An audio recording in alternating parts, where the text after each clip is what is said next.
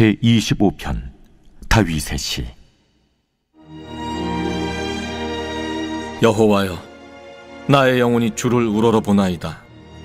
나의 하나님이여, 내가 주께 의지하였사오니 나를 부끄럽지 않게 하시고 나의 원수들이 나를 이겨 개가를 부르지 못하게 하소서. 주를 바라는 자들은 수치를 당하지 아니하려니와 까닭없이 속이는 자들은 수치를 당하리이다. 여호와여, 주의 도를 내게 보이시고 주의 길을 내게 가르치소서. 주의 진리로 나를 지도하시고 교훈하소서. 주는 내 구원의 하나님이시니 내가 종일 주를 기다리나이다. 여호와여, 주의 궁휼하심과 인자하심이 영원부터 있었사오니 주여, 이것들을 기억하옵소서. 여호와여, 내 젊은 시절의 죄와 허물을 기억하지 마시고 주의 인자하심을 따라 주께서 나를 기억하시되 주의 선하심으로 하옵소서. 여호와는 선하시고 정직하시니 그러므로 그의 도로 죄인들을 교훈하시리로다. 온유한 자를 정의로 지도하시며 온유한 자에게 그의 도를 가르치시리로다. 여호와의 모든 길은 그의 언약과 증거를 지키는 자에게 인자와 진리로다. 여호와여, 나의 죄악이 크오니 주의 이름으로 말미암아 사하소서. 여호와를 경외하는 자 누구냐? 그가 택할 길을 그에게 가르치시리로다. 그의 영혼은 평안히 살고 그의 자손은 땅을 상속하리로다. 여호와의 친밀하심이 그를 경외하는 자들에게 있으며 그의 언약을 그들에게 보이시리로다. 내 눈이 항상 여호와를 바라보면 내 발을 그물에서 벗어나게 하실 것이미로다. 주여, 나는 외롭고 괴로우니 내게 돌이키사 나에게 은혜를 베푸소서. 내 마음에 근심이 많사오니 나를 고난에서 끌어내소서. 나의 곤고와 환난을 보시고 내 모든 죄를 사하소서. 내 원수를 보소서. 그들의 수가 많고 나를 심히 미워하나이다. 내 영혼을 지켜 나를 구원하소서. 내가 주께 피하오니 수치를 당하지 않게 하소서. 내가 주를 바라오니 성실과 정직으로 나를 보호하소서. 하나님이여, 이스라엘을 그 모든 환난에서 속량하소서.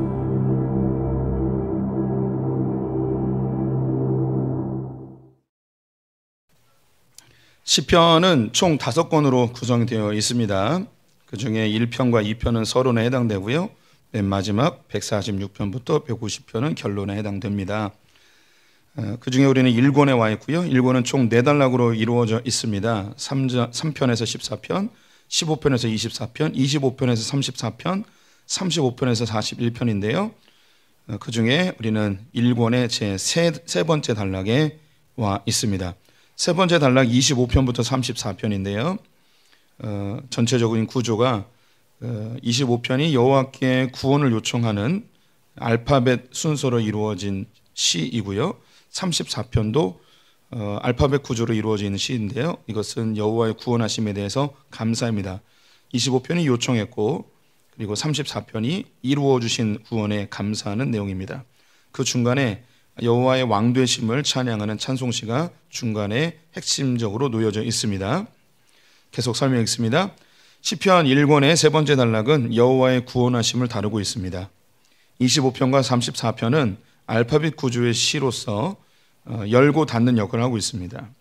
25편은 여호와께 구원을 요청하는 시이고요. 34편은 여호와의 구원하심에 감사하는 시입니다. 그 중앙에 29편 여호와의 왕되심을 찬양하는 시가 자리하고 있습니다. 오늘은 25편 삶의 위기의 순간에 하나님께 간절히 구원을 요청하는 다윗의 시를 함께 살펴보도록 하겠습니다. 1절부터 3절까지 교독하겠습니다. 제가 먼저 읽습니다. 다윗의 시. 여호와여, 나의 영혼이 주를 우러러 보나이다. 나의 하나님이여, 내가 주께 의지하였사오니 나를 부끄럽지 않게 하시고 나의 원수들이 나를 이겨 개가를 부르지 못하게 하소서. 주를 바라는 자들은 수치를 당하지 아니하려니와 까닭없이 속이는 자들은 수치를 당하리이다. 1번입니다. 다윗은 누가 수치를 당하지 않는다고 하나요? 네, 대답을 8주 전부터 굉장히 잘 하시는데요. 8주 동안 은혜를 많이 받으신 것 같습니다. 감사합니다. 우리 부목사님들을 자주 세워야 될 것 같습니다. 주를 바라는 자들은 수치를 당하지 않는다고 합니다. 계속 읽을게요. 고통 중에 도움을 구하는 기도. 시편 25편의 표지어는 다윗의 시입니다. 하지만 이 시가 언제 만들어졌는지 알 수 있는 단서는 본문에 나와 있지 않습니다. 단지 내 젊은 시절의 죄와 허물을 여호와여 나의 죄악이 크오니 나는 외롭고 괴로우니 내 모든 죄를 사하소서라는 고백들, 그리고 자기의 부끄러움, 수치, 외로움과 괴로움, 근심 등의 단어를 통해 추론을 할 수 있을 것 같습니다. 다윗이 겪은 죄와 연결된 고통은 밧세바와의 음행으로 인한 사건이고요. 그리고 압살롬의 반영으로 왕좌를 빼앗긴 사건입니다. 시편은 상황을 특정하지 않으면서 모든 독자들에게 적용할 수 있도록 하고 있죠. 다윗이 어떤 상황에서 이런 시를 기록했는지 알 수 없지만 우리는 인생 중에 수없이 많은 고통의 순간을 맞이하게 됩니다.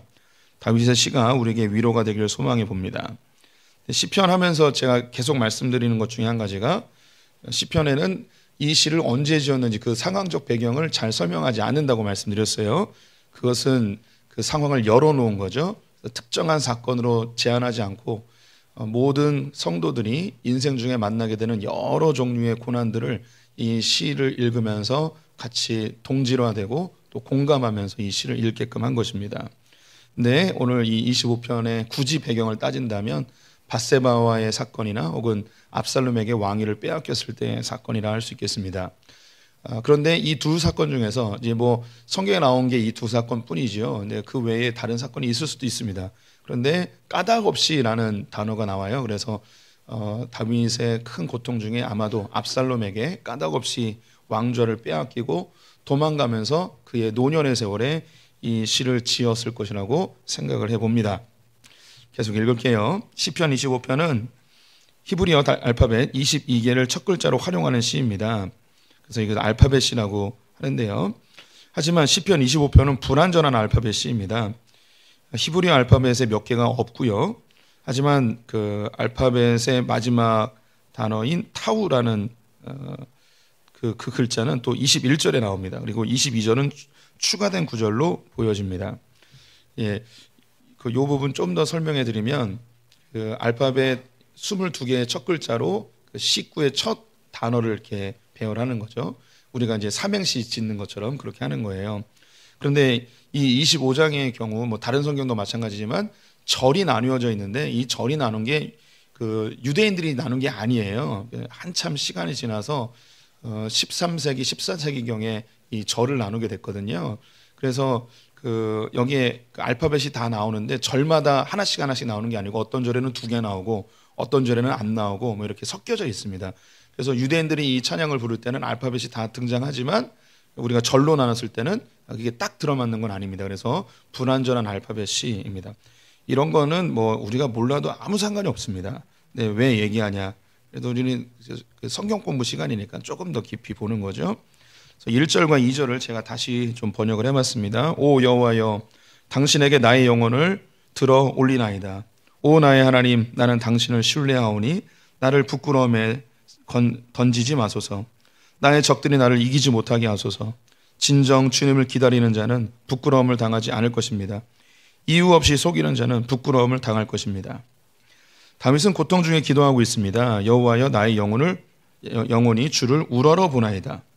우러러 본다는 것은 들어 올린다는 뜻인데요. 이것은 손을 들어 올린다거나 눈을 들어보다라는 의미를 가지고 있습니다. 다윗은 하나님께 손을 들고 하나님을 바라보며 간절하게 기도하고 있는 것이죠. 기도의 내용이 무엇일까요? 자신을 부끄럽지 않게 해달라는 것입니다. 이렇게 기도하는 근거는 주를 바라는 자들은 수치를 당하지 아니하려니와 까닭 없이 속이는 자는 수치를 당하리에다에 있습니다. 네, 이 상황을 한번 상상해 보시는 거예요. 지금 다윗은 하나님 앞에 손을 들고 고개를 하늘을 바라보면서 기도하는 거죠. 첫 마디가 뭐냐면 오 여호와여, 나의 영혼을 주님께 올려드리나이다, 이렇게 기도하는 거예요. 그래서 지금 손을 들고 하늘을 바라보면서 하나님 나에게 수치를 당하지 않게 해주십시오. 주를 갈망하는 자, 주를 소망하는 자는 수치를 당하지 않겠다고 주님 말씀하지 않으셨습니까? 나로 하여금 수치를 당하지 않게 해주십시오. 부끄럽지 않게 해주십시오. 하나님께 간절히 기도하고 있습니다. 계속 읽어보겠습니다. 여기서 다윗은 지금 어떤 고통 앞에서 이렇게 행동하고 있는지 볼 수 있습니다. 다시 읽겠습니다. 여기서 다윗은 지금까지 고통 앞에서 어떻게 행동했는지를 볼 수 있습니다. 인생을 살다 보면 까닭 없는 고난을 당할 때가 많이 있죠. 각종 사고, 질병이나 전염병, 배신, 재정적 위기, 가정의 파괴 등 자신은 뭘 잘못했는지 알 수 없는데 고난이 갑자기 코앞까지 다가와 고통스럽게 할 때가 있습니다. 다윗이 그러하였습니다. 다윗은 이스라엘을 위해 그리고 사울을 위해 전쟁터에서 목숨을 걸고 싸웠습니다. 그런데 그에게 돌아오는 것은 사울의 시기와 질투로 인한 죽음의 위협이었습니다. 다윗은 사울을 피해 도망을 가면 끝날 줄 알았지만 사울은 끝까지 추격하였습니다. 10년 이상 도망자의 세월을 보냈던 다윗이 할 수 있는 것은 오직 하나님께 손을 들고 기도하는 것밖에 없었습니다. 다윗은 사울을 2번이나 죽일 수 있는 기회가 있었습니다. 하지만 다윗은 아무것도 하지 않았습니다. 그런즉 여호와께서 재판장이 되어 나와 왕 사이에 심판하사 여호와께서 나를 위하여 왕에게 보복하시려니와 내 손으로는 왕을 해하지 아니하리이다. 사무엘상 24장 15절. 하나님이 기름 부어 세우신 자는 하나님께서 책임을 물으신다는 것입니다. 결국 하나님은 사울을 블레셋의 손에 죽임을 당하게 하시고 다윗을 이스라엘의 왕으로 세우셨습니다. 주를 의지하는 자에게 부끄러움을 주지 않으시고 원수들은 개가를 부르지 못하게 하시며 주를 바라는 자는 수치를 당하지 않게 하셨지만 까닭 없이 속이는 자는 수치를 당하게 하셨다는 것을 직접 몸으로 경험한 것입니다. 다윗이 손을 들고 지금 무척 괴로운 상황인데 하나님께 기도하고 있습니다. 하나님 나에게 수치를 당하지 않게 해주십시오. 주님은 주를 갈망하는 자에게 수치를 당하지 않게 하시고 까닭 없이 괴롭히는 자에게 수치를 당하게 하시는 분이십니다. 이렇게 근거를 대서 자기를 수치당하지 않게 해달라는 거죠. 그런데 이 근거는 어디서 나왔냐면 자기의 경험 속에서 나왔던 거예요. 사울에 의해서 쫓김을 당하고 까닭 없이 고통을 당했는데 그는 하나님을 갈망했습니다. 주님을 기다렸습니다. 그 고난을 스스로 해결하기 위해 사울을 2번이나 죽일 수 있는 기회가 있었을 때 그를 죽이지 않았어요. 고통에서 벗어나고 싶어서 사울을 죽일 기회가 있었지만 죽이지 않았어요. 그가 한 것은 뭐냐면 여호와를 바라본 것밖에 없어요. 여호와를 갈망하면서 이 바라본다는 게 소망한다는 거거든요. 주님이 이루어 주실 것을 소망하며 기다렸습니다. 그의 고백 속에서도 있죠. 하나님께서 기름 부어 세우신 자는 하나님께서 처벌하실 것을 스스로 고백하면서 주님만 바라보고 있었습니다. 시간이 지나 그 까닭 없이 다윗을 괴롭혔던 사울은 블레셋의 손에 죽임을 당하고 다윗은 수치를 당하기보다는 왕이 되어서 영광을 얻게 됩니다. 자기 인생 중에 이 고통과 시련을 내 힘으로 해결하지 않고 주님께 맡긴 사람에게 하나님이 어떻게 대하셨는지 경험을 한 거죠. 그래서 지금 당하고 있는 이 고난도 하나님 이 일에 대해서 내가 할 수 있는 게 아무것도 없습니다. 주님께 맡기겠습니다. 근데 내가 아무리 생각해도 내가 뭘 잘못했는지 모르겠습니다. 까닭 없이 내가 고난을 당하는데 주님께서 나를 이전에 이렇게 대우하셨으니 이제 앞으로 이 사건에 대해서도 주님 수치를 당하지 않게 도와주시옵소서라고 이렇게 기도하고 있는 거죠. 계속 읽어보겠습니다. 모든 인간들은 인생에서 2가지 일을 열심히 하며 살아갑니다. 첫 번째는 이룸, 성공을 위해서 뭔가 열심히 하고요. 2번째는 문제 해결을 위해서 뭔가 열심히 합니다. 그리스도인들도 성공을 위해 쉼없이 수고하고 무거운 짐을 짊어지고 열심히 일을 하고 있습니다. 때로는 하나님의 영광을 위한다고 하면서도 결국은 자신의 영광을 위해 쉼없이 일할 때가 있죠. 이런 우리에게 주님이 말씀하십니다. 너희는 가만히 있어. 또한 인간은 불편하고 불안한 것을 싫어합니다. 즉 문제 속에 있는 것을 싫어하는 거죠. 평온한 상태를 최대한 빨리 돌아오고 싶어 합니다. 문제가 발생하면 최선을 다해 해결하려고 합니다. 이때 문제의 상황을 회피하거나 하나님의 뜻을 벗어나는 행동을 하여 문제가 더 커지는 경우들도 많이 있죠. 이때 주님이 우리에게 동일하게 말씀하십니다. 너희는 가만히 있어. 지금 다윗이 이 하나님의 말씀의 삶을 그대로 살았어요. 그는 왕이 되기 위한 것은 이룸이거든요. 성공입니다. 그는 왕이 되기 위해서 그 어떤 노력도 하지 않았습니다. 하나님이 인도하시는 대로 따라갔더니 왕이 된 거죠. 그리고 그는 사울에게 공격을 당하며 위기의 상황 속에서 그 위기를 벗어나고 빨리 평온한 상태로 돌아가고 싶어서 어떤 행동을 하지 않았습니다. 문제를 해결하기 위한 어떠한 노력도 하지 않고 이건 역시 내가 까닭 없이 당하는 고통이니 하나님께서 허용하신 것이니 하나님이 해결하시도록 그냥 가만히 놔두게 되는 거죠. 이게 굉장히 어려운 일이고요. 또 이 일은 우리 신앙생활에 가장 중요한 하나님이 하나님 되게 하시는 아주 중요한 덕목입니다. 이 두 가지의 주제를 가지고 몇 년 전에 아주 좋은 책이 나왔었는데요. 우리 성도님들이 낯설 수 있는데 그 책의 제목이 아무것도 하지 않는 영성이라는 책입니다. 네. 아직도 이 책을 읽지 않은 배신자들은 지옥에 떨어질지어다. 그래서 이 부분은 저에게 굉장히 중요한 삶의 이슈였고, 그리고 저를 이끌고 갔던 주제였습니다. 저를 비롯해서 많은 사람이, 모든 인간이 여기에 포함될 수 있는데 성공하고 싶었고, 성공하기 위해서 내가 어떻게 하면 될까? 그래서 정말 열심히 살았습니다.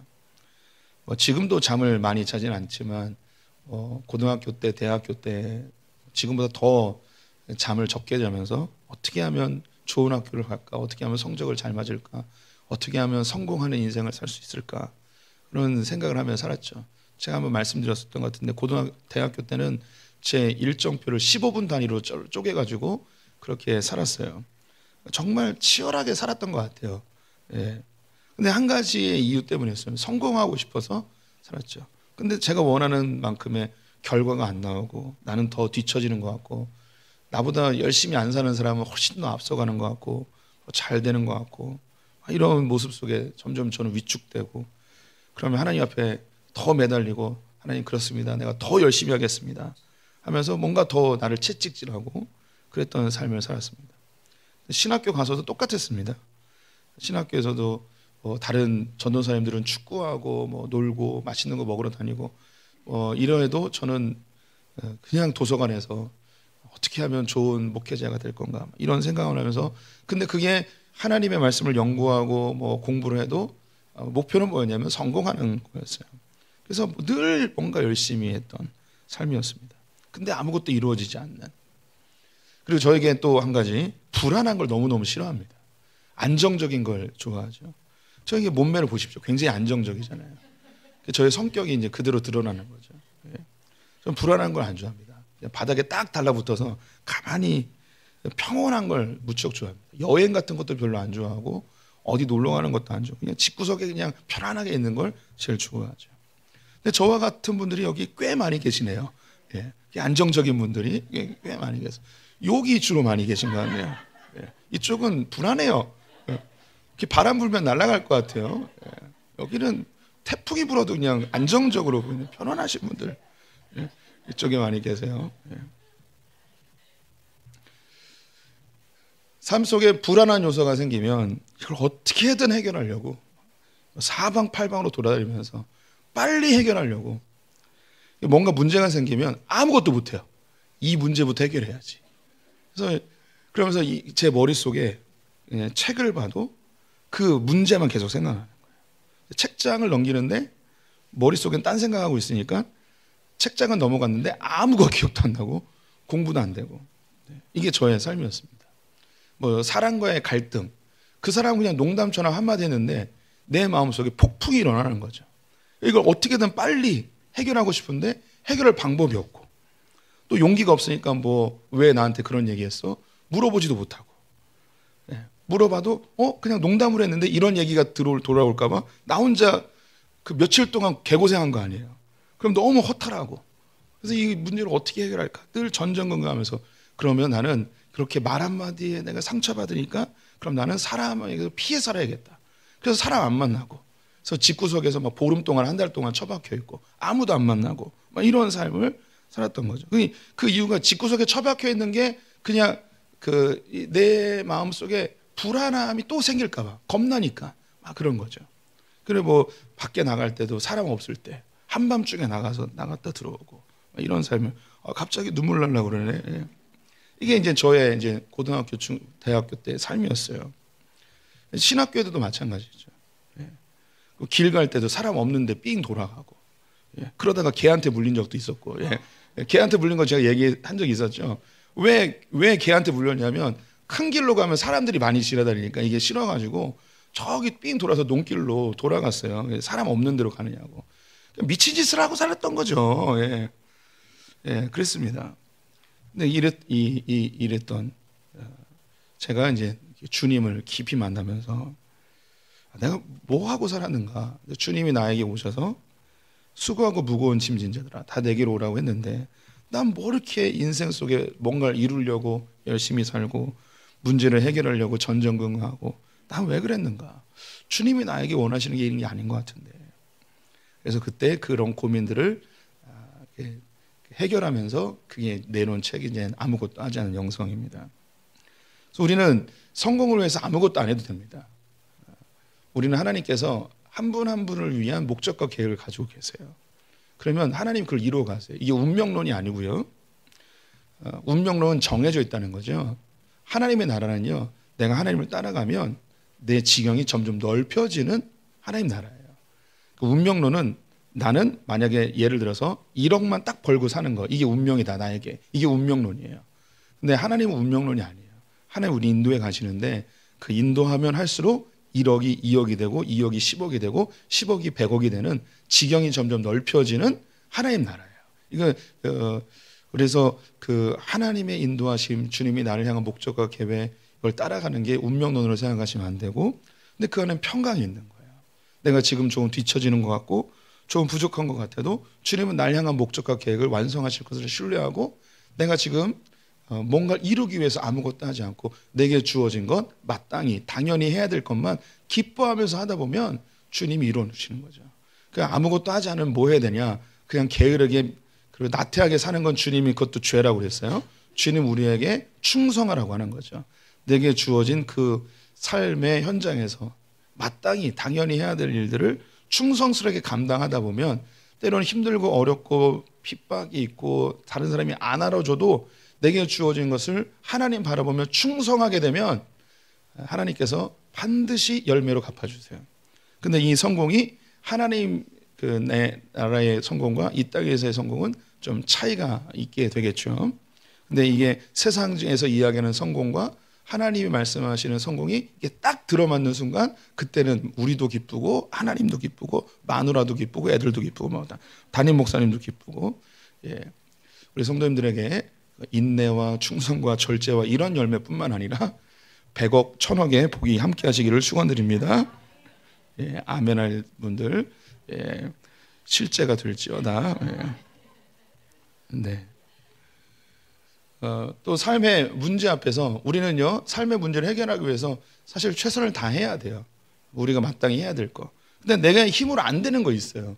그럼 그때 내가 아무리 염려하고 고민하고 걱정해도 내가 할 수 있는 건 사실 없거든요. 아무것도 바뀌지 않아요. 잘 아시듯이 우리 인생 가운데 내가 걱정하고 근심해서 해결할 수 있는 거는 4%밖에 안 된다고 그러더라고요. 나머지 건 주님께 맡겨야 돼요. 주님의 주권을 신뢰해야 돼요. 이 고난과 시련, 불안전함 속에서 하나님 나를 만들어 가시고 완성해 가시는 내 힘으로 해결하지 않고 또 불법적인 방법으로 해결하려 하지 아니하고 하나님이 해결해 주시도록 나를 하나님의 손에 맡기는 이 삶이 참으로 아름다운 삶.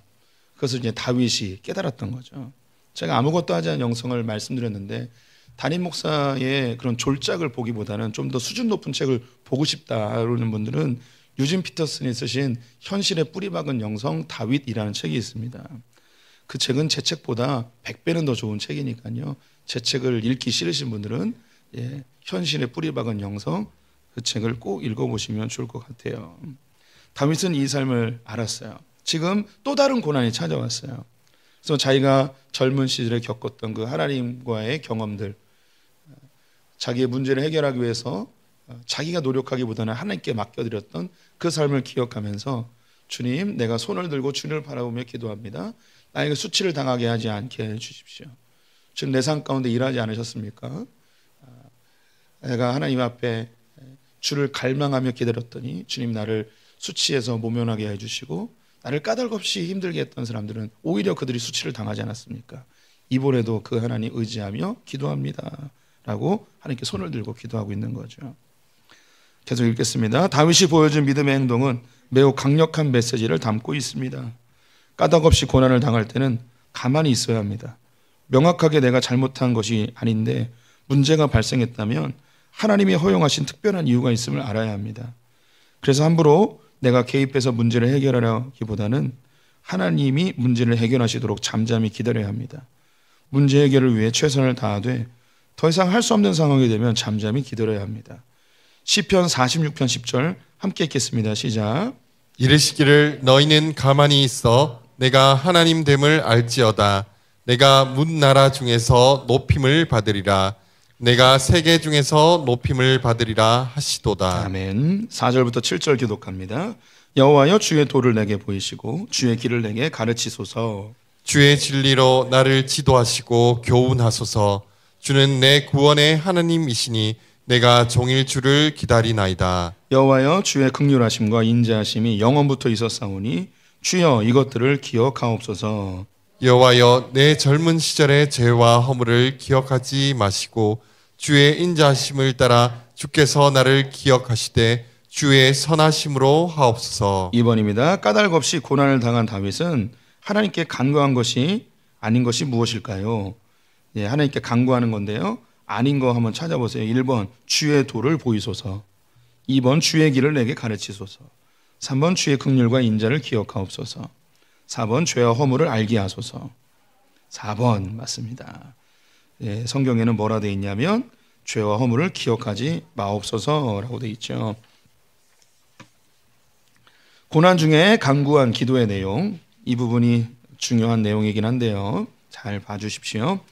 다윗은 까닭 없이 고난을 당했습니다. 그 사건이 무엇인지 정확히 알 수 없지만 다윗의 인생 중에 언급한다면 아들 압살롬에 의해 도망을 가는 상황을 떠올릴 수 있습니다. 때는 우리 인생 중에도 감당할 수 없는 억울한 일이나 답답한 일, 급작스러운 사고를 당할 때가 있죠. 어찌할 바를 모를 때에 다윗의 기도가 좋은 모범이 될 것입니다. 다윗은 두 가지의 기도를 하고 있는데요. 첫째는 말씀입니다. 주의 도를 내게 보이시고 주의 길을 내게 가르치소서.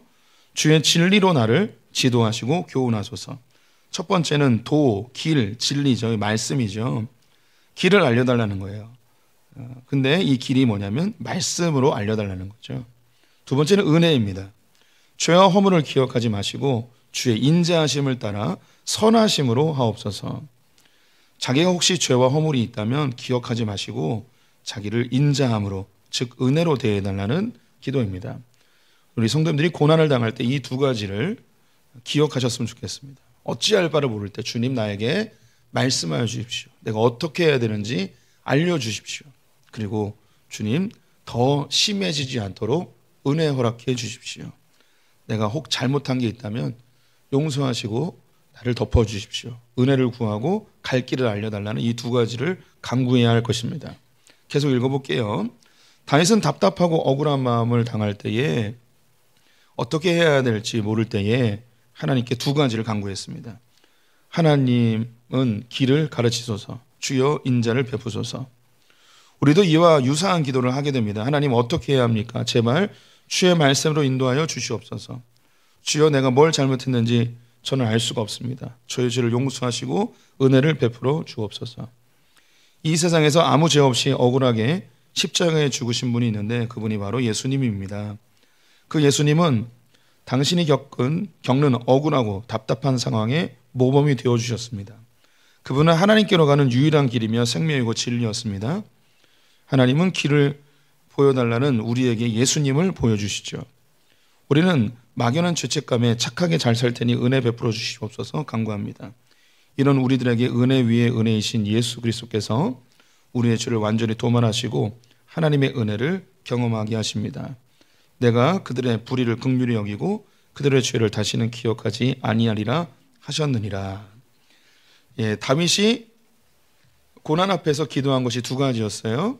하나님 주의 말씀으로 나의 길을 알려주십시오. 그리고 나에게 은혜를 베풀어 주십시오. 이게 기도의 내용이었는데 이 다윗의 기도의 내용을 그대로 하나님이 실제로 우리에게 보여주신 것이 바로 예수 그리스도이십니다. 예수 그리스도는 말씀 자체이시고 예수님은 은혜 위에 은혜이십니다. 그래서 우리 성도님들께서 너무 답답하고 힘들면 예수님의 이름을 그냥 부르시면 됩니다. 다윗이 주의 말씀으로 가르쳐 주십시오, 은혜를 베풀어 주십시오, 이렇게 나누어서 기도하셔도 좋겠지만 그것마저도 어려울 때는 예수님을 바라보며 기도하시면 됩니다. 예수님이 걸으셨던 그 억울하고 답답한 고난의 길을 묵묵히 걸으셨는데 하나님께서 그를 부활시켜 주셨죠. 그 길이 우리가 걸어가야 될 길이에요. 가장 억울하셨던 그분에게 부활로 보답하신 그 하나님이 우리의 아버지십니다. 우리 성도님들이 이해할 수 없는 답답한 고난의 상황에 놓여 있을 때 잠잠히 주님만 바라보며 걸으십시오. 그러면 그 하나님이 반드시 수치가 아닌 영광의 길로 인도해 줄 믿습니다. 또한 우리 성도님들이 죄나 허물이 있을지라도 예수 그리스도를 붙들면 은혜 위에 은혜 되신 그 주님이 내가 너의 불의를 기억치 않고 내가 너를 긍휼로 대한다 말씀하신 그 주님이 우리를 긍휼로 은혜로 대해 주실 것입니다. 고난이 오시면 예수 바라보십시오. 예수가 걸으신 그 십자가의 길을 바라보며 끝까지 견뎌내셔야 됩니다. 8절부터 11절 교독합니다. 여호와는 선하시고 정직하시니 그러므로 그의 도로 죄인들을 교훈하시리로다. 온유한 자를 정의로 지도하시며 온유한 자에게 그의 도를 가르치시리로다. 여호와의 모든 길은 그의 언약과 증거를 지키는 자에게 인자와 진리로다. 여호와여 나의 죄악이 크오니 주의 이름으로 말미암아 사하소서. 3번입니다. 다윗은 자신의 기도가 누구에게 성취되는지 알려주고 있습니다. 답을 찾아보세요. 위에 고난을 당할 때 두 가지를 기도했어요. 말씀, 즉 길을 알려달라는 것이고 두 번째는 은혜 베풀어 달라는 거였죠. 그런데 이 고난을 당할 때 주의 말씀이 누구에게 보일 것이며 누구에게 그 은혜가 베풀어질 것인지 얘기해 주고 있습니다. 주의 도는 누구에게 알려주십니까? 9절에 있습니다. 온유한 자에게 그의 도를 가르치시리로다. 누구에게 도를 가르치십니까? 온유한 자에게. 주님께서 갈 길을 온유한 자에게 가르쳐 주신다고 합니다. 그러면 주의 은혜, 인자하심은 누구에게 베풀어 주실까요? 언약과 증거를 지키는 자에게 주의 인자, 은혜를 베풀어 주신다는 거죠. 네, 이 부분 보겠습니다. 기도 응답을 받는 자들. 다윗은 까닭없이 당하는 고난 앞에 자신이 아무것도 할 수 없음을 인정하고 하나님께 향하여 간절히 기도합니다. 그 기도의 내용은 주의 길을 가르치셔서 주의 인자를 보여주소서입니다. 그렇다면 누가 기도 응답을 받겠습니까? 다윗은 자신의 경험을 근거하여 노래하고 있습니다. 1번, 온유한 자에게 그의 도를 가르치시리로다. 다윗은 하나님은 선하시고 정직하신 분인데 아무에게나 주의 길을 보여주신 게 아니고 온유한 자가 그 대상이 됨을 알려주고 있습니다. 하나님이 온유한 자를 정의로 지도하시고 주의 도를 가르치신다고 합니다. 온유는 단순히 성격이 유순하거나 착하다는 의미가 아닙니다. 성경에서 온유는 잘 길들여진 소를 의미합니다. 주인의 말을 잘 따르는 가축이죠. 온유한 자는 하나님의 말씀하시는 대로 순종하고 따르는 자를 의미합니다.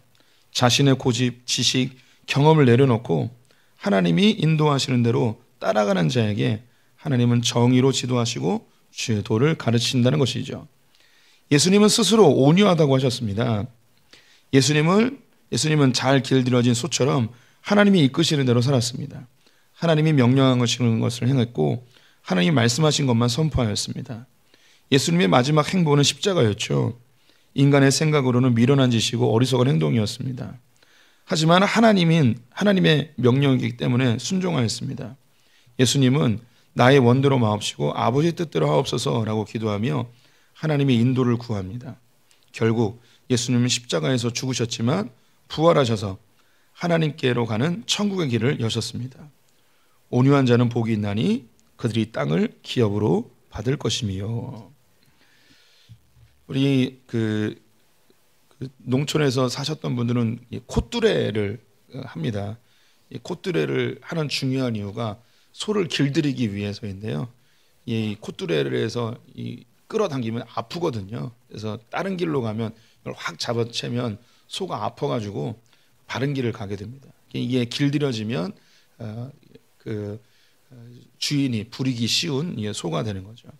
바로 이 잘 길들여진 주인의 말을 잘 듣는 이 상태를 온유하다라고 하는 거예요. 모세도 하나님께 칭찬받기를 온 천하에 가장 온유한 자다라고 했는데 그 온유한 게 착하다는 의미가 아니고 하나님의 말씀에 가장 잘 순종하는 자라는 것을 의미하는 거죠. 그래서 누가 하나님의 길을 알게 되는가, 하나님의 길을 어떻게 지도받게 되는가, 그 사람은 온유한 자, 즉 하나님이 말씀하시면 내 생각, 내 고집, 내 경험 등을 내려놓고 주님이 옳습니다, 주님의 길을 쫓아가겠습니다 하다 보면 하나님의 응답이 나타나게 된다는 거죠. 두 번째, 언약과 증거를 지키는 자에게. 하나님은 인자, 은혜를 누구에게 응답하시는가? 바로 언약과 증거를 지키는 자입니다. 언약과 증거는 하나님의 말씀을 의미합니다. 즉 하나님이 말씀하신 것을 신뢰하고 걷는 자에게 하나님께서 은혜를 베푸신다는 것이죠. 다윗은 하나님의 두 가지 약속을 받았습니다. 첫째는 다윗이 기름 부음을 받아 왕이 된다는 것이었고요. 이때 하나님의 영이 임하는 증거를 받게 됩니다. 다윗은 10년 이상 사울에게 쫓기는 도망자의 삶을 살았죠. 수없이 포기하고 싶었지만 하나님의 약속을 믿고 묵묵히 그 길을 걸었습니다. 위기의 순간마다 하나님은 은혜를 베푸셨고 드디어 왕의 자리에 오르게 하셨습니다. 두 번째, 다윗의 후손을 통해 이스라엘의 왕조가 세워진다는 것이었습니다. 다윗은 아브라함에게 이삭을 주셨던 하나님께서 이삭을 통해 민족을 이룰 것을 약속하신 그 신실함을 지키셨음을 알고 있습니다. 아브라함이 이 약속을 믿고 모리아산에서 아들을 번제로 드렸죠. 다윗은 400년이 지난 이스라엘 백성들을 애굽에서 건져 가나안 땅을 인도하신 하나님의 약속을 알고 있었습니다. 다윗은 자신에게 닥친 위기와 고난 중에도 결국 하나님이 약속하신 다윗의 왕위를 영원히 경고히 하신다는 약속을 이루실 것을 신뢰하였습니다. 하나님은 다윗의 후손 중에 예수 그리스도로 성취해내시죠. 두 번째는 하나님의 약속과 증거를 믿고 지키는 자입니다. 다윗이 우리 성도님들이 다윗이라면 사울에게 10년 동안 쫓기는 세월을 지낼 때 그걸 견딜 수 있는 그런 저력이 우리 성도님들에게 있을까 싶습니다. 죽음의 고비를 여러 번 넘기고 가는 곳마다 사람들에게 미움을 받고 또 먹고 사는 것 너무너무 힘들고, 그래서 이제 한 가지만 하면 돼요. 저 왕 안 하겠습니다. 이거 지긋지긋해서 때려치겠습니다. 이러면 되는데, 그런데 그 왕이 된다는 걸 포기하지 않아요. 왜냐하면 하나님이 하신 약속이기 때문입니다. 그 마음속에 얼마나 벗어나고 싶고 하나님의 이 약속이 굴레처럼 느껴졌겠습니까? 우리 성도님들도 가끔 신앙생활하면서 내가 막 짜증나고 힘들면 차라리 그냥 지옥에 가버리겠습니다, 이런 얘기 할 때 있지 않습니까? 그런데 우리가 그렇게 얘기해도 하나님은 우리를 향한 약속을 반드시 이뤄내시죠. 그래서 다윗은 그것을 신뢰하고 있었어요. 지금 이 다윗이 하나님 앞에 아무리 힘들고 어려워도 묵묵히 하나님을 바라보며 걷겠다는 결단의 이유가 뭐냐면, 하나님께서 분명히 자기의 후손을 통해서 이 왕조를 충만하게 해주실 것을 약속받았기 때문입니다. 다윗에게는 솔로몬이 그 아들이고 또 후에는 예수 그리스도가 태어나심으로 하나님 나라가 영적 이스라엘이 견고히 되어지는 것을 보게 되죠. 우리 성도님들을 향한 하나님의 언약, 약속은 무엇일까요? 우리 성도님들 개인마다 하나님께 주신 약속이 있을 수 있어요. 저는 목회자로 부르신 것이 하나님의 약속이죠. 저도 뭐 인도에 가면서 때려치려고 했는데 하나님이 저를 다시 불러서 이 길을 걷게 하셨습니다. 제 의지와 관계없이 주님이 일해 주시는 거죠. 저는 그 인도에서의 사건이 저로 하여금 목회의 길을 포기하지 않게 하는 그런 길이라 하겠습니다. 그래서 잘 못해도 좀 느려도 좀 실수가 있어도 하나님 나를 목사로 세우셨으니까 주님이 멈추라 할 때까지 이 길을 계속 걸으려 하는 거죠. 우리 성도님들이 하나님께서 약속하신 부르심의 자리들이 있을 거예요. 가장 선명한 건 어미로서 아비로서 부른 현장이고요. 또 교회의 직분으로서 혹은 하나님이 단기적이지만 1년이나 혹은 몇 년 동안 내게 교회를 섬기려 하신 그 기간, 그 어떤 특정한 사역 이런 게 그냥 부르심입니다. 그 약속을 하나님 이뤄내세요. 그거 하나님께서 내게 하신 약속이고 또 그 약속을 주실 때 증거들을 주실 때도 있어요. 열매로 주실 때도 있고 내적 확신을 주실 때도 있고 성령의 증거를 보여줄 때도 있고 그거 바라보면서 걷는 거죠. 이렇게 걷는 자들에게 하나님이 무엇으로 응답해 주시는가? 은혜로 응답해 주시는 거예요. 어려운 거 주님께서 제거해 주시고 쓰러져 있을 때 은혜로 세워주시고 나는 힘들고 낭망해서 쓰러져 있지만 그래도 내면 깊이 그래도 주님께 날 부르셨어. 그래도 주님이 날 향한 목적을 이루실 거야. 내가 이렇게 고난당하고 억울한 일을 당하고 힘들어도 내가 다 이해 못해도 하나님께서 날 향한 하나님의 계획을 성취하실 거야. 이 언약의 증거를 붙들고 가는 자에게 하나님께서 은혜를 베풀어 주시는 거죠. 계속 읽어볼게요. 우리에게 고난이 찾아올 때 우리는 하나님의 언약과 증거를 바라봐야 합니다. 우리가 바라봐야 할 것은 새로운 언약, 피의 언약입니다. 예수님의 십자가의 죽으심으로 우리의 모든 죄가 사라져 버렸습니다. 우리는 그 예수를 믿으면 성령의 증거를 또한 받게 되죠. 로마서 8장 32절 같이 읽어보겠습니다. 시작.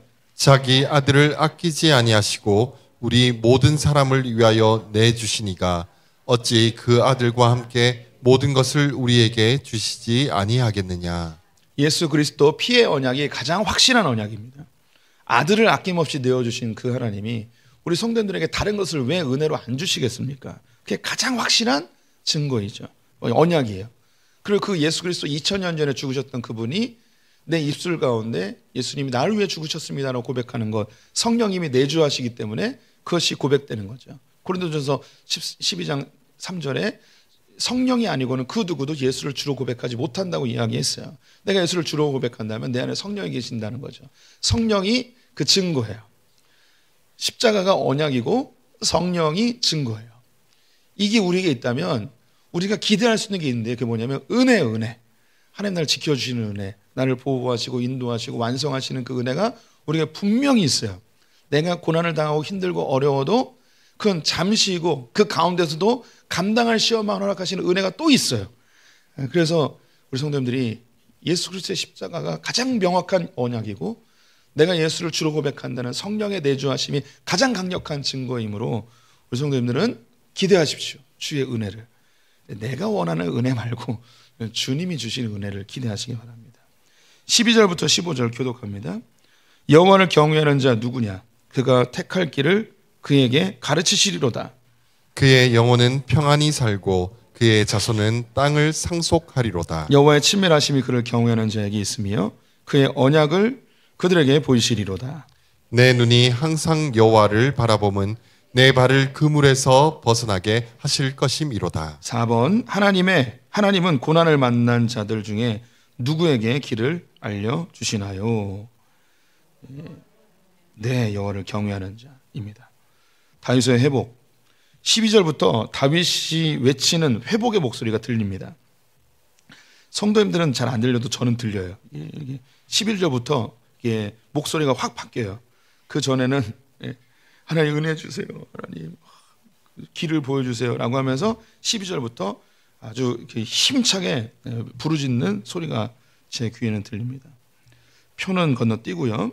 다윗은 까닭없는 고난 중에 어떻게 할 방도를 찾지 못하고 괴로워하며 하나님께 손을 들고 기도하고 있습니다. 다윗은 고난 중에 스스로 문제를 해결하기 위해 안전부전하기보다는 지금까지 자신을 인도하신 하나님을 신뢰하며 주님의 다스림에 자신을 맡깁니다. 그리스도인들이 만나는 고난은 크게 세 가지로 구분할 수 있습니다. 첫째는 자신의 죄 때문에 당하는 고난이고요. 둘째는 타인의 죄로 인한 고난입니다. 셋째는 사회적인 죄악으로 인해 당하는 고통이죠. 이 중에 내가 해결할 수 있는 것은 내가 지은 죄에 대한 것뿐입니다. 나는 잘못한 것이 없는데 타인에 의해 고통을 당하거나 사회적인 죄악으로 함께 고통을 당하는 경우가 많습니다. 어떻게 하면 좋을까요? 아무것도 할 수 없는데 말입니다.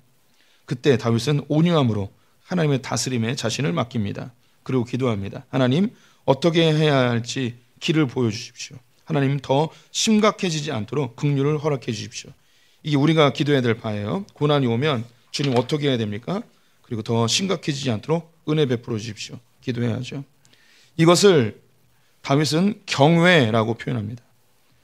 너희는 가만히 있어 주가 하나님 되심을 알지어다. 다윗은 하나님을 경외하는 자에게 어떻게 살아가야 될지 길을 가르쳐 주신다고 하십니다. 또한 하나님께서 이런 고난을 왜 허용했는지 하나님의 약속, 언약을 보여주신다고 합니다. 이것은 다윗의 일생 가운데 생생하게 경험한 것입니다. 하나님을 경외하는 것은 전능하신 하나님의 능력과 주권을 인정하고 그분의 인도하심을 신뢰하고 따라가는 것을 의미합니다. 이렇게 하나님을 신뢰하고 주님이 인도하신 길로 따라가게 되면 그물, 고난에서 벗어나 영원히 평안히 살고 하나님이 예비하신 땅, 하나님 나라를 얻게 되는 것이죠. 하나님을 경외하는 것은 이 두려워한다는 게 경외인데요. 그냥 우리가 공포로서의 두려움이 아니고 너무나 소중해서 두려워하는 것. 우리 성도님들이 막 10억짜리 그 고려청자를 이렇게 들고 있다고 생각해 보십시오. 떨어뜨리면 안 되잖아요. 그때 막 두려움 있잖아요. 너무 소중하니까 두려운 거. 이걸 경외라고 하는데요. 하나님은 그런 대상이에요. 우리가 함부로 대하거나 함부로 평가할 수 있는 분이 아닌 거죠. 그런 여기 이제 본문에서 하나님을 경외한다는 건 주님의 능력, 주님의 주권, 날 향한 목적과 계획, 주님의 언약을 성취하시는 그 놀라운 하나님에 대해서 신뢰하고 내가 지금 다 이해하지 못하지만 주님이 인도하시는 대로 내가 이 문제에 파묻히지 않고 주님을 신뢰하고 내가 마땅히 당연히 해야 될 그 일에 충성하면서 한 걸음 한 걸음 기뻐하며 감사하며 걷는 것, 이걸 경외라고 하는 거죠. 그렇게 경외하는 자에게 두 가지의 은혜를 주시는데 한 가지는 그 고난에서 벗어나게 하는 것이고 하나님 나라를 얻게 해주신다는 거예요. 그 평온한 세계를 얻게 해주신다는 거죠. 로마서 8장 말씀 우리 성도님들 읽어봐 주십시오. 시작. 우리가 알거니와 하나님을 사랑하는 자 곧 그의 뜻대로 부르심을 입은 자들에게는 모든 것이 합력하여 선을 이루느니라. 하나님이 미리 아신 자들을 또한 그 아들의 형상을 본받게 하기 위하여 미리 정하셨으니 이는 그로 많은 형제 중에서 맏아들이 되게 하려 하심이니라. 또 미리 정하신 그들을 또한 부르시고 부르신 그들을 또한 의롭다 하시고 의롭다 하신 그들을 또한 영화롭게 하셨느니라. 아멘. 주님이 우리의 삶에 합력하여 선을 이루십니다. 왜 그러시는가? 우리를 영화롭게 하기 위해서입니다. 우리를 왜 영화롭게 하시는가? 우리를 위해서 예수님이 죽으셨거든요. 그만큼 소중한 존재들이거든요. 그 하나님, 아들을 아낌없이 내어주신 그 하나님이 나의 삶을 왜 책임지지 않겠냐라는 그 신뢰, 이게 경외함이에요. 하나님의 그 놀라운 능력을 신뢰하고 걸어가는 것. 이들에게는 반드시 그물에서 벗어나 하나님의 예비하신 땅, 하나님 나라를 얻게 하실 것입니다. 16절부터 20절 교독합니다. 주여, 나는 외롭고 괴로우니 내게 돌이키사 나에게 은혜를 베푸소서. 내 마음에 근심이 많사오니 나를 고난에서 끌어내소서. 나의 곤고와 환난을 보시고 내 모든 죄를 사하소서. 내 원수를 보소서. 그들의 수가 많고 나를 심히 미워하나이다. 내 영혼을 지켜 나를 구원하소서. 내가 주께 피하오니 수치를 당하지 않게 하소서. 내가 주를 바라오니 성실과 정직으로 나를 보호하소서. 하나님이여 이스라엘을 그 모든 환난에서 속량하소서. 5번입니다. 다윗은 하나님의 언약을 신뢰함에도 불구하고 무엇을 간구하고 있나요? 16절에 은혜를 베풀어 달라고 합니다. 방금 전에 확신에 차서 주님을 경외하는 자에게는 주님께서 그물에서 벗어나고 주님이 예배하신 땅을 주실 것입니다. 이렇게 선포했는데 그 다음에 주님 은혜 좀 베풀어 주세요. 이러는 거죠. 감정이 막 들쑥날쑥 하는 거죠. 그럼에도 불구하고 다윗의 기도 안에 하나님의 주권과 하나님의 약속에 대한 신뢰가 깊이 묻어 있습니다. 일평생 주님만 바라보며 살았던 믿음의 다윗도 또 고난을 만나면 힘겹고 고통스러워합니다. 분명히 이 고난을 통해 하나님이 목적하시고 계획하신 것을 성취할 것을 알고 있습니다. 또한 자신이 이 고난을 통해 성숙하고 주님께 더 가까이 나아갈 기회가 됨을 또한 알고 있습니다. 하지만 고난 앞에 다윗은 그럼에도 불구하고 주님께 어린아이처럼 간구합니다. 주님, 나를 돌아봐 주시고 나에게 은혜를 베풀어 주소서. 나는 외롭고 괴롭습니다. 주님, 너무 힘들어서 미쳐버릴 것 같습니다. 제발 구해주소서. 주님, 내가 괴로워 미칠 것 같습니다. 혹시 나의 죄 때문이라면 용서해 주시옵소서. 주님, 불타는 지구감을 품고 나를 미워하는 저 수많은 원수들을 보십시오. 주님, 제발 나를 살펴주시고 나를 구해주세요. 내가 수치를 당하지 않도록 도와주세요. 나에게 피난처는 오직 주님밖에 없습니다. 앞으로 더욱 주님을 성실히 잘 섬길 테니 나를 보호해 주옵소서.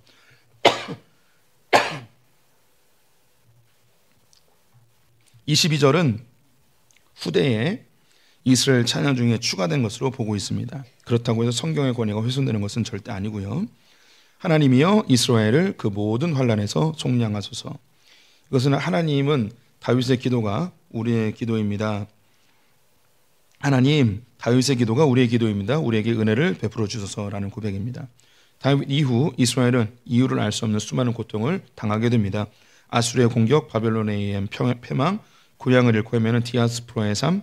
이때마다 이 찬양을 부르며 마지막 구절에 주여 이스라엘을 모든 환난에서 속량하소서 기도를 더하게 된 것이죠. 이것은 교회의 기도가 됩니다. 다윗에게 은혜를 베푸신 하나님, 우리에게도 은혜를 베푸소서. 로마서 15장 말씀 읽어주세요. 시작. 무엇이든지 전에 기록된 바는 우리의 교훈을 위하여 기록된 것이니 우리로 하여금 인내로 또는 성경의 위로로 소망을 가지게 함이니라.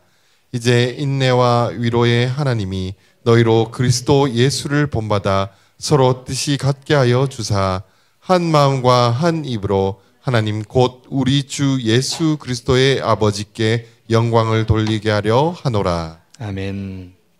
시편 25편의 다윗의 시는 우리에게 좋은 교훈이 됩니다. 그래서 우리는 예수 그리스도를 더 바라보게 되죠. 다윗은 인생을 다 산 노인입니다.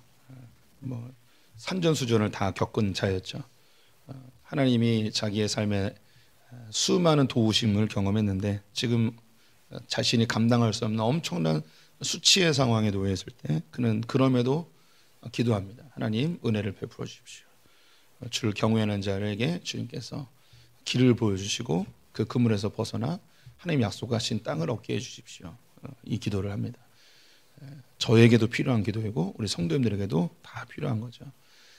성도님들 고난이 오거든 예수 그리스도를 더 바라보십시오.